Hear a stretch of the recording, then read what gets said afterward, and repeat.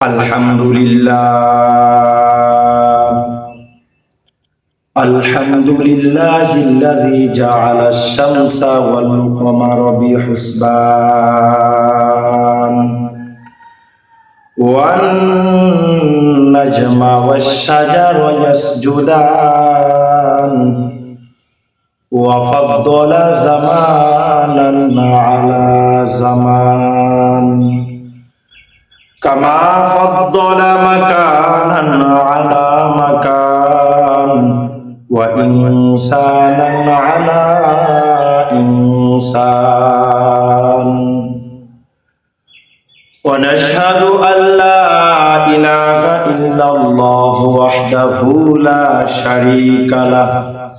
ونشهد أن سيدنا ومولانا محمدا عبده ورسوله الذي أرسله الله تعالى بالحق بشيرا ونذيرا وداعيا إلى الله بإذنه وسراجا وقمرا منيرا